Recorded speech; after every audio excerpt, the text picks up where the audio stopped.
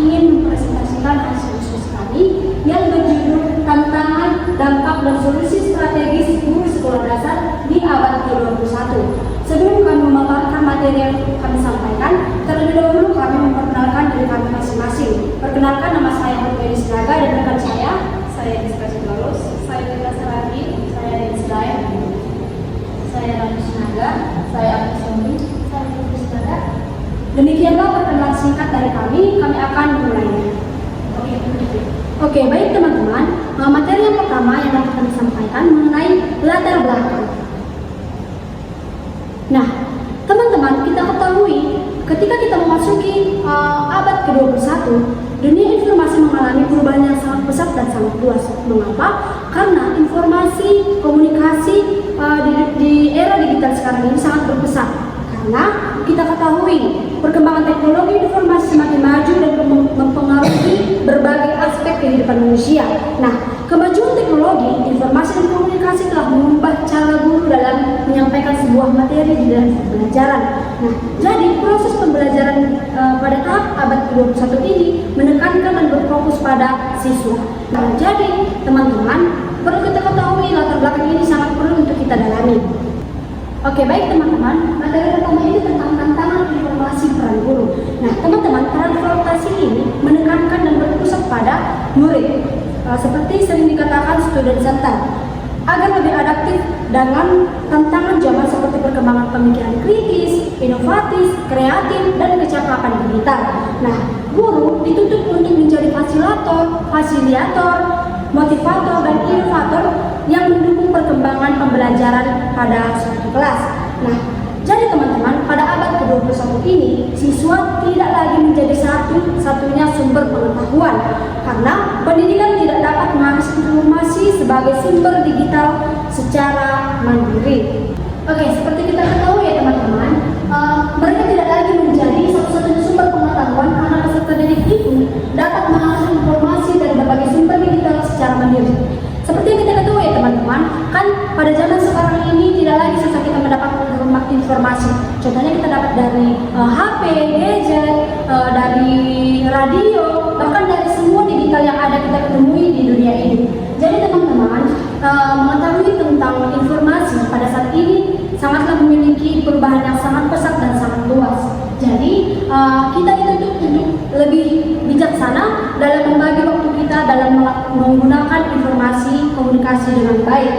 Nah, seperti yang di PPS mengatakan bahwa tantangan abad ke-21 menuntut sekolah tak hanya mengajar tapi menjadi ruang untuk membagi anak-anak untuk berpikir kreatif, dan adaptif dan kritis. Demikianlah pemaparan materi yang dapat saya sampaikan. Materi yang berikutnya akan disampaikan oleh Mas. Nah, baik teman-teman, kita akan memulai dari tantangan yang paling kelihatan, yaitu tantangan infrastruktur dan teknologi. Kenapa ini penting? Karena kalau fasilitasnya tidak mendukung, maka guru akan kesulitan belajar dengan baik. Ada 3 masalah utama. Yang pertama, keterbatasan sarana dan prasarana fisik. Nah, contohnya seperti ruang kelas yang bocor, kursi yang rusak, papan kursi yang tidak layak pakai. Kalau ruangan saja tidak memadai, maka murid yang belajar akan kurang fokus atau kurang kondusif. Lalu tantangan yang kedua yaitu keterbatasan akses internet dan perangkat digital.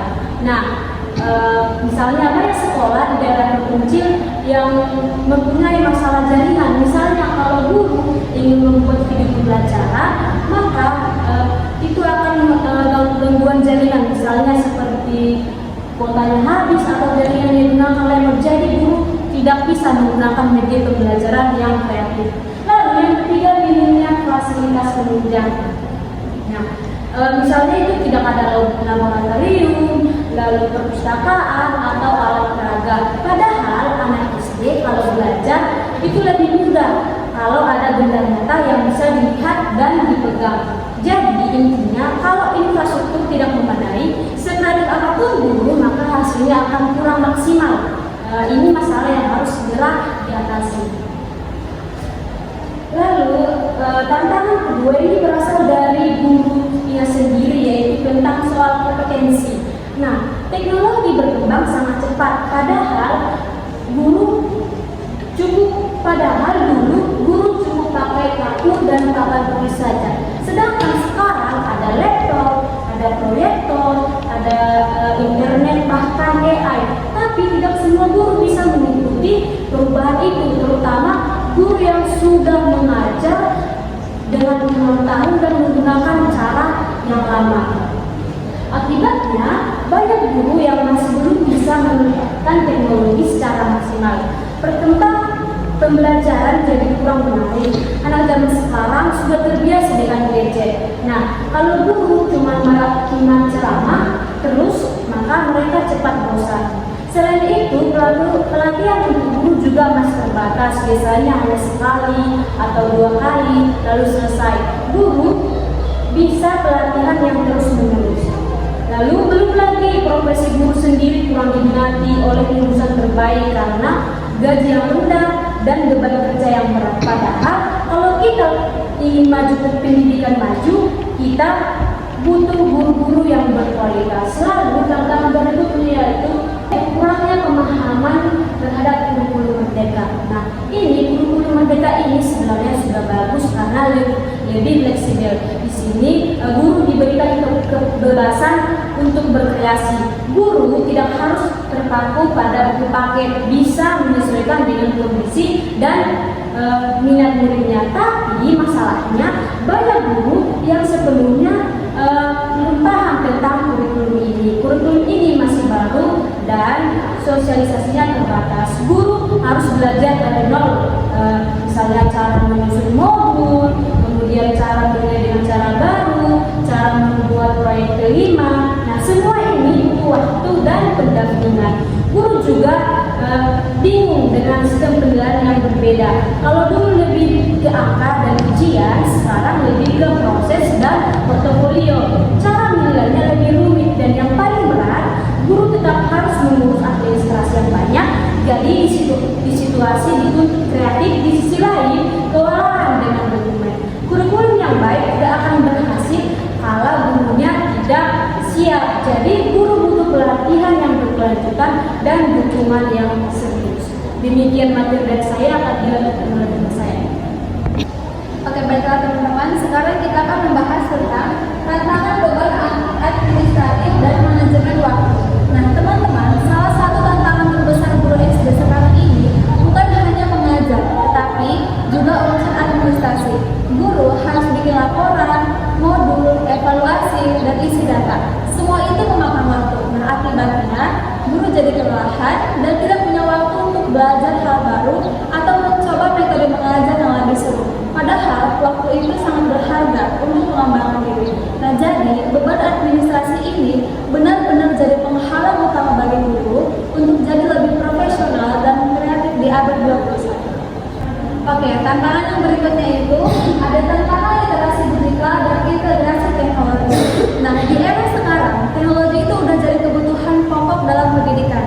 Kita bisa bicara akses materi dari mana saja, bikin belajar lebih seru dan siap menghadapi perubahan zaman. Tapi sayangnya masih banyak guru yang belum bisa memakai teknologi dengan optimal. Nah, alasannya apa? Alasannya kurang paham cara menggabungkan teknologi dengan pelajaran, jarang pakai AI, dan minat kolaborasi dengan guru lain. Nah, belum lagi ada kesenjangan besar antara guru di kota dan di desa. Guru di kota gampang dapat pelatihan dan internet, sementara guru di desa sering terisolasi dan kekurangan fasilitas. Padahal semua guru dan siswa itu berhak mendapat akses yang sama. Nah inilah tantangan yang serius yang harus kita perhatikan bersama. Baiklah, materi selanjutnya akan disampaikan oleh rekan saya. Nah, materi selanjutnya teman-teman, kita akan membahas tentang tantangan perubahan sosial dan tingkat kelas. Di mana teman-teman perlu kita ketahui pada abad 21 ini menghadirkan tantangan besar bagi guru, di mana perubahan sosial seperti globalisasi dari guru, di mana budaya, bahasa, serta status ekonomi siswa menjadi pemandangan sehari-hari di kelas. Apalagi siswa sekarang adalah generasi alpha, di mana kita ketahui generasi alpha itu seperti apa. Mereka tumbuh dengan perkembangan teknologi yang semakin pesat ini. Nah, apalagi sekarang kita ketahui di mana anak-anak itu sudah sudah diberikan handphone oleh orang tuanya, tetapi anak-anak tersebut tidak menggunakan handphone dengan bijak. Nah, ini fokus mereka belajar, dan karakter mereka juga jadi berbeda teman-teman. Yang mana gara-gara handphone ini anak-anak jadi lebih sekarang tuh perlu lah kita secara nyatanya anak-anak sekarang tidak ada lagi sopan santunnya dengan guru. Itu juga karena dipengaruhi oleh gadget tersebut. Nah teman-teman, sementara perilaku pasca ekonomi serta penuntutan kurikulum yang serba berubah ini membuat dinamika kelas semakin jadi tidak menentu. Nah dampaknya ini motivasi belajar siswa bisa menurun dan interaksi sosial siswa menjadi lebih canggung. Tapi di sisi lain ini justru memaksa guru untuk terus berinovasi dan kreativitas, dan juga harus tetap profesional dan mampu menciptakan suasana belajar yang inklusif dan menyenangkan, sekaligus menjadi peran penting dalam membentuk karakter anak di era serba yang digital ini teman-teman. Nah baik teman-teman, nah selanjutnya itu adalah dampak tantangan terhadap pembelajaran di sekolah dasar. Nah perlu kita ketahui teman-teman, tantangan di SDSAP ini berdampak sangat signifikan terhadap kualitas pembelajaran, terutama karena keterbatasan infrastruktur dan teknologi yang membuat suasana kelas jadi tidak kondusif dan menyulitkan siswa untuk berkonsentrasi. Minimnya akses internet juga serta perangkat digital juga menghambat guru dalam menyiapkan materi ajar yang variatif dan inovatif, sehingga proses belajar cenderung monoton. Selain itu, kekurangan tenaga pendidik menyebabkan jumlah siswa dalam satu kelas terlalu banyak, yang berakibat pada menurunnya kualitas interaksi antara guru dan murid-murid di jenjang SD. Jadi teman-teman, guru itu berperan penting dalam membentuk karakter dan kebiasaan belajar anak. Belum lagi masalah kesesuaian bahan ajar, metode pembelajaran, kompetensi pengajar, serta faktor lingkungan, sosial dan ekonomi yang seringkali tidak selaras dengan kebutuhan siswa, sehingga semuanya saling berkaitan dan memperparah efektivitas proses belajar mengajar secara keseluruhan. Oke, demikianlah materi yang dapat saya sampaikan, dan selanjutnya akan disampaikan oleh rekan teman saya. Baik teman-teman, selanjutnya itu ada keterbatasan pengembangan tentang PKKC. Yang dimana teman-teman, di abad ke-21 ini siswa tidak hanya mengetahui, tidak hanya menguasai materi yang diajarkan oleh guru, tetapi harus memiliki keterampilan 4C, yang dimana critical thinking, creativity, communication, dan collaboration. Yang dimana critical thinking itu yang artinya berpikir kritis. Siswa harus mampu membuat, menganalisis dan menyelesaikan masalah. Selanjutnya ada creativity, yang dimana creativity itu adalah kreativitas, yang dimana siswa mampu memecahkan ide-ide atau masalah baru. Selanjutnya itu ada communication atau komunikasi. Komunikasi itu siswa mampu menyampaikan pendapat dengan baik, dan kita ada collaboration, yang dimana collaboration itu siswa mampu bekerja sama dengan orang lain. Namun teman-teman, jika guru belum menerapkan pembelajaran yang inovatif, keterampilan tersebut akan sulit berkembang. Dampaknya siswa akan kurang dalam berpikir kritis, siswa akan kurang kreatif, siswa akan kurang dalam berkomunikasi, dan siswa akan kurang dalam bekerja sama dengan teman-temannya yang lain. Oleh karena itu, pada abad pembelajaran di abad 21 ini, guru harus memberikan kesempatan kepada siswa untuk aktif berpikir, berdiskusi, dan bekerja sama dengan keterampilan 4C. Baik teman-teman, selanjutnya itu ada menurunnya motivasi dan keterlibatan siswa. Yang dimana teman-teman, kita tahu motivasi belajar itu adalah membuat siswa semangat belajar. Sedangkan keterlibatan itu adalah keaktifan siswa dalam mengikuti proses pembelajaran. Salah satu penyebab menurunnya motivasi dan keterlibatan siswa yaitu adalah kurangnya motivasi dan kurang inovatif. Jika guru hanya menggunakan metode yang terus-menerus, misalnya guru menggunakan metode ceramah, siswa akan merasa bosan teman-teman. Jadi guru perlu menciptakan pembelajaran yang lebih interaktif atau lebih semangat lagi. Selain itu, ketika guru belum mampu menempatkan teknologi dan metode pembelajaran, proses pembelajaran menjadi kurang menarik dan belum menarik bagi siswa. Padahal di era abad 21 ini, teknik pembelajaran itu yang harus pembelajaran interaktif teman-teman, dan memanfaatkan teknologi seperti video pembelajaran, digital, PPT, atau media visual lainnya. Jadi teman-teman, pembelajaran monoton itu akan membuat siswa merasa bosan. Jadi guru perlu menciptakan pembelajaran yang aktif supaya siswa ikut aktif dalam proses pembelajaran. Selanjutnya akan dijelaskan oleh teman saya. Baik, selanjutnya solusi menghadapi tantangan guru SD abad 21. Penguatan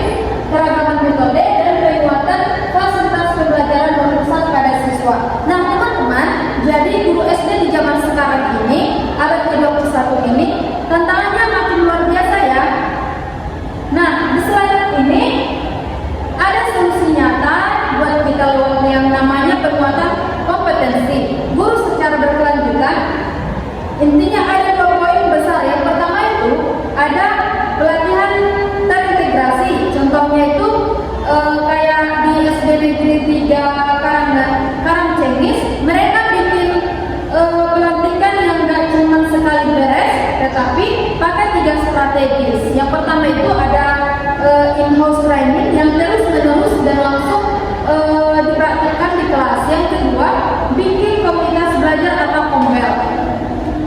Nah, antar guru buat tempat curhat, sharing masalah dan cari solusi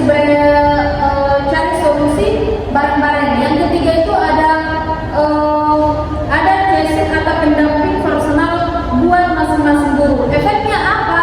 Ya, efeknya guru-guru di sana jadi makin kreatif, pakai media yang interaktif, dan kelasnya jadi benar-benar berpusat kepada siswa. Teman-teman, sekarang ini wajib banget kita paham teknologi, yang dimana contohnya di SD negeri yang terdaftar di sini pada angkatan 1 Majalengka, mereka pakai sistem lesson atau studi atau yang disebut bareng-bareng, merancang, mempraktikkan, dan mengevaluasi pembelajaran. Nah, pas bagian merancang modul aja, guru-gurunya dilatih pakai bantuan AI atau artificial intelligence supaya modulnya lebih interaktif. Nah, selanjutnya akan dibahas oleh kawan kami Dian. Selanjutnya kita akan membahas pengembangan komunitas belajar profesional. Nah, teman-teman sekalian, bagaimana cara kita mengembangkan kemampuan adaptabilitas mental ini? Salah satu jawabannya adalah pengembangan komunitas belajar profesional atau yang biasa kita kenal dengan istilah Professional Learning Community atau PLC. Jadi, apa yang dimaksud dengan PLC? PLC itu adalah wadah bagi para guru untuk saling belajar, berbagi praktik baik, dan memecahkan masalah bersama. Mengapa PLC itu dikatakan penting? Jadi, melalui PLC, guru dapat mengembangkan diri secara kolektif. Kita tidak sendirian dalam menghadapi tantangan. Ada rekan kita yang bisa kita ajak bertukar pikiran dan berdiskusi. Contoh kegiatan yang kita lakukan itu memberikan umpan balik konsentratif. Umpan balik di sini bukan untuk mencari kesalahan, melainkan untuk saling membangun. Kritik yang membangun akan mendorong perbaikan berkelanjutan. Selanjutnya itu kita akan membahas pemanfaatan teknologi dan kecerdasan buatan atau yang kita sebut dengan AI. Nah, teman-teman sekalian, kita hidup di era digital. Tentu teknologi bukan lagi sesuatu yang lain untuk kita bahas. Dan teknologi ini biar terpisahkan dari kehidupan sehari-hari, termasuk dalam dunia pendidikan juga, teman-teman. Jadi, AI dapat membantu kita dalam menyusun rencana pembelajaran yang baik. Disinilah AI sebagai solusi bagi kita calon para guru, teman-teman. Selanjutnya, kita akan membahas lagi penggunaan pembelajaran inovatif dan kontekstual. Kita bisa mengambil contohnya, yaitu pendekatan berpusat pada siswa tersebut, di mana pendekatan berpusat pada siswa menempatkan siswa sebagai subjek utama pembelajaran. Calon guru seperti kita bertindak sebagai fasilitator saja yang membimbing anak-anak kita, bukan sebagai satu-satunya lagi sumber informasi bagi siswa kita. Lalu penguatan peran kepemimpinan sekolah dan kolaborasi. Tentu tanpa dukungan dari kepemimpinan sekolah, yaitu bisa kita sebut dengan kepala sekolah, transformasi pendidikan tidak akan berhasil. Kepala sekolah bukan hanya sekedar administrator yang mengurus urusan birokrasi lagi, tetapi ia adalah pemimpin instruksional. Kepala sekolah yang baik adalah yang hadir di tengah-tengah guru, berdiskusi tentang praktik pembelajaran dan juga memberikan dukungan nyata bagi guru-guru maupun sekolahnya. Nah, selanjutnya itu yang terakhir, perbaikan ekosistem pendukung dan kebijakan.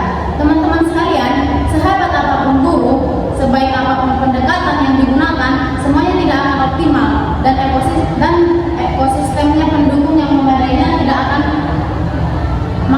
maksimal. Salah satu keluhan terbesar para guru itu adalah beban administratornya yang berlebihan. Alih-alih fokus pada pembelajaran, banyak waktu terbuang untuk mengerjakan laporan dan dokumen yang terkadang tidak esensial. Nah, kemudian ada juga kesenjangan infrastrukturnya yang tidak baik antara sekolah di perkotaan dan dan juga di pedesaan. Jadi selanjutnya kami akan membacakan kesimpulannya.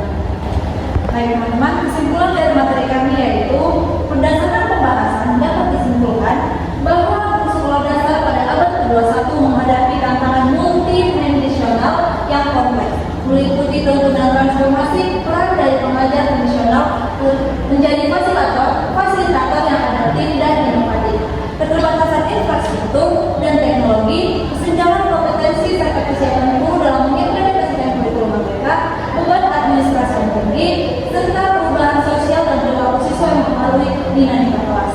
Tantangan ini berdampak signifikan terhadap penurunan efektivitas dan kualitas pembelajaran, terhambatnya pengembangan penerang C atau berpikir kritis, kreativitas, komunikasi, dan kolaborasi. Pada sisi menurunnya motivasi belajar serta terhambatnya adaptasi kurikulum dan pembentukan karakter siswa di tengah arus informasi digital. Untuk mengatasinya, diperlukan solusi komprehensif seperti penguatan kompetensi guru melalui pelatihan berkelanjutan yang terintegrasi, pengembangan komunitas pelajar profesional, pemanfaatan teknologi dan kecerdasan buatan atau AI untuk pembelajaran yang efektif, penerapan pendekatan inovatif yang berpusat pada siswa, penguatan kepemimpinan infrastruktur kepala sekolah serta kolaborasi dengan berbagai bentuk pemangku kepentingan, dan perbaikan ekosistem pendukung melalui pengurangan beban administratif serta penyediaan infrastruktur yang merata. Inti dari seluruh solusi tersebut adalah penguatan kompetensi profesional guru secara berkelanjutan karena keberhasilan pendidikan udah nggak apa ya